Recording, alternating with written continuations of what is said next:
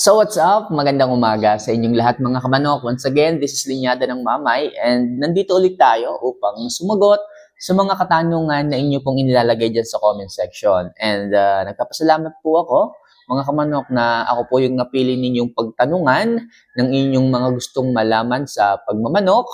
Okay, so makakasigurado po kayo na gagawin ko po yung aking lahat ng makakaya and yung aking buong kaalaman na ma-share sa inyo kung ano ba yung mga solusyon sa inyong mga problema dyan sa inyong manukan.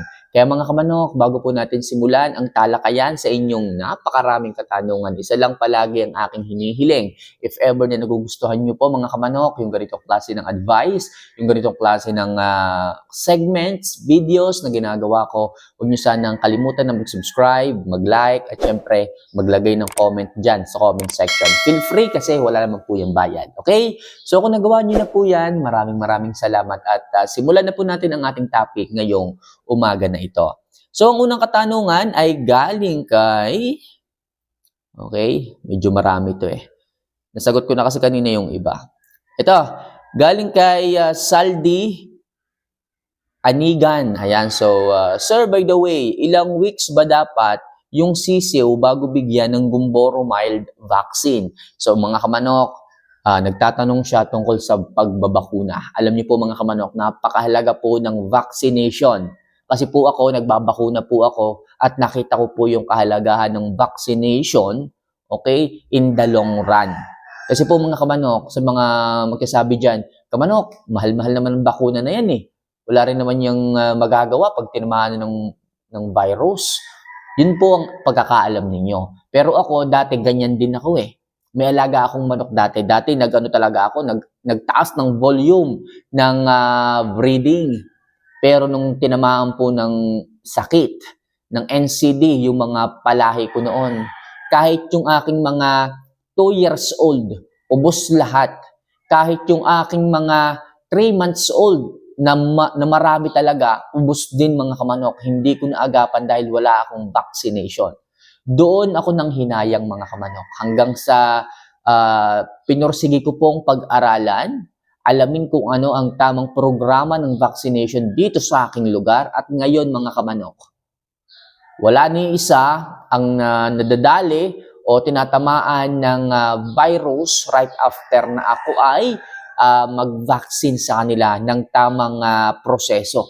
Okay, ano po ba binibigay nating vaccine sa kanila? Single vaccine po tayo weeks by weeks. Hindi po tayo gumagamit dito ng mga, hindi ko alam kung meron bang 5-in-1 or 7-in-1. May mga ganyan eh. Naririnig-rinig ko lang pero ayoko po na gumamit ng ganyan. Kahit po yung mga kaibigan ko sa farm, ayaw din po ng ganun. Hindi naman sa dinadown ko po yun pero mas nasanay po kasi ako doon sa 1 by 1 na vaccination. Okay, ibig sabihin, halimbawa, sa day 1 or week 1, na binibigay ko po, NCD B1B1, Marex, o kung ano pa man, week 2, Gumboro 1, Gumboro mild, okay? Yung po mga ganon, isa-isa po ako. Hindi po ako isang biglaan kasi po, para sa akin, nakakapag-focus po ng vaccination kung isa-isa. Lahat po ng virus, nabibigyan po natin ng depensa kung isa-isa po.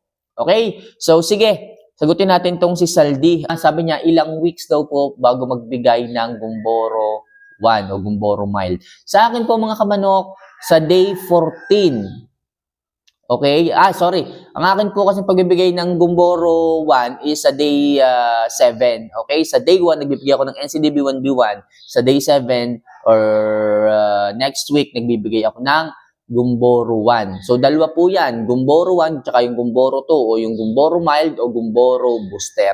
Okay? So, mas maganda po kung bibigyan nyo po ng booster pagdating ng 3rd week.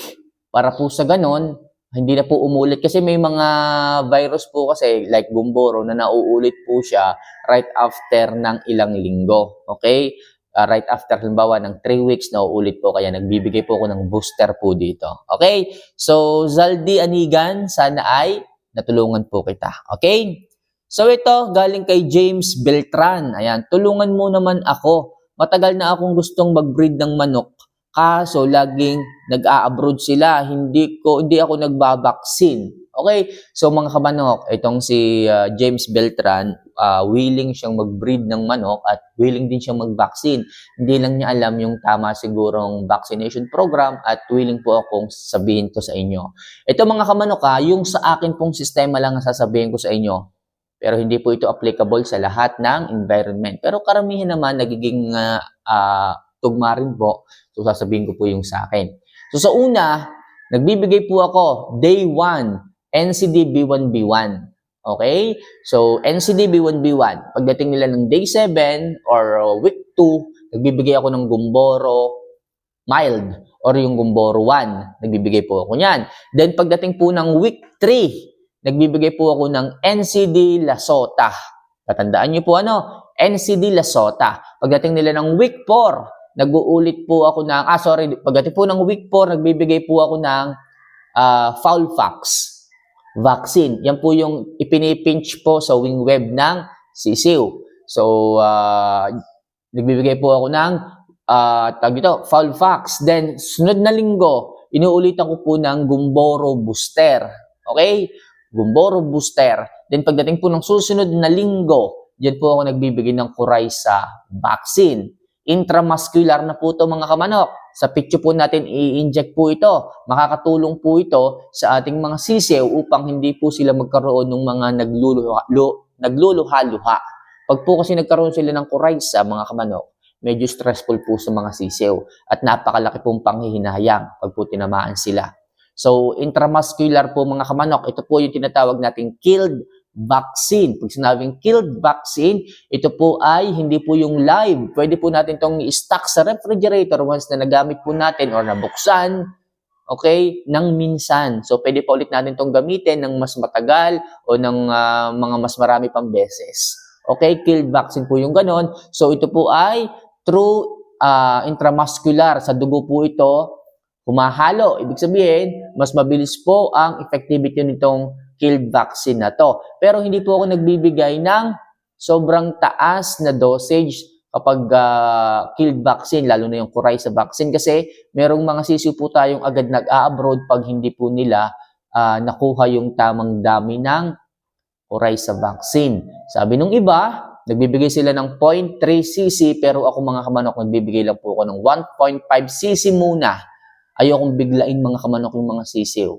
Lalo na kahit sila ay nasa tamang edad, 6 weeks old, nagbibigay tayo niyan. Meron kasing ibang nag-a-abroad kaagad once na nabigyan natin ng 0.3 cc ng Coryza vaccine. Okay? So, medyo mahaba yung kasagutan. Anyway, at least, nasagot natin ng klaro. Alright? So, malinaw tayo dyan. James Beltran. Okay? Kung may katanungan ka pa rin, ilagay mo lang sa comment section. Willing akong bigyan ka ng follow-up para dyan sa vaccination program mo. Okay? So, next question. Okay, so galing kay Adriano Bernal Tapak Junior Adriano. Ay, so ang haba ng pangalan nito. Magandang gabi, idol. Meron ka ba diyang ganador? Okay? So, meron po ako dito. Sabihin nyo lang po kung ano po ang linyada na inyong napupusuan. Okay? Then, mag-comment lang po kayo sa baba. Next question. Okay. So, ito galing kay James Beltran ulit. Mega shoutout sa iyo, idol. Idol, patulong naman, may binili akong manok. Sobrang payat, pero ngayon medyo tumataba na rin siya. Nagpurga na po ako nito. Okay, so lagi pong makakatulong yan.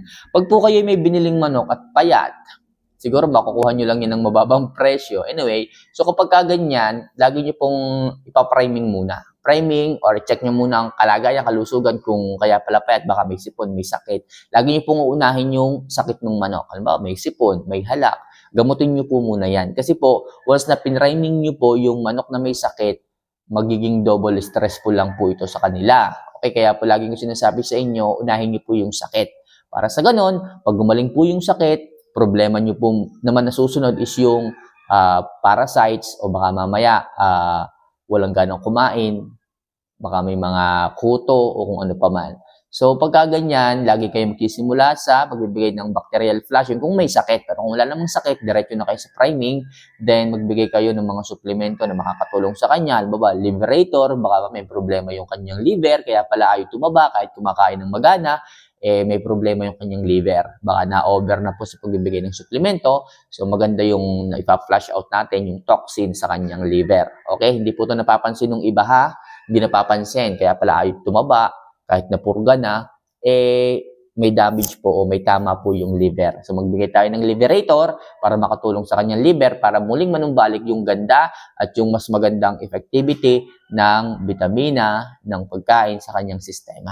Okay? So, yun lang muna sa ngayon mga kamanok ang ilang mga katanungan natin sasagutin kasi medyo mahaba na. So, susunod na video, pag-usapan naman natin yung ibang katanungan ng ating isang subscriber. Lagi ko sinasabi sa inyo, kung gusto niyo pa ng ganito klase ng video, para ma-update po kayo, mag-subscribe po kayo mga kamanok. Wala naman po itong bayad. Kasi kung hindi po kayo mag-subscribe at nagtanong po kayo dito, hindi po kayo ma-update sa susunod na update o upload ko ng video. Kaya po mahalaga na mag-subscribe, at saka mag-like at mag-comment po kayo.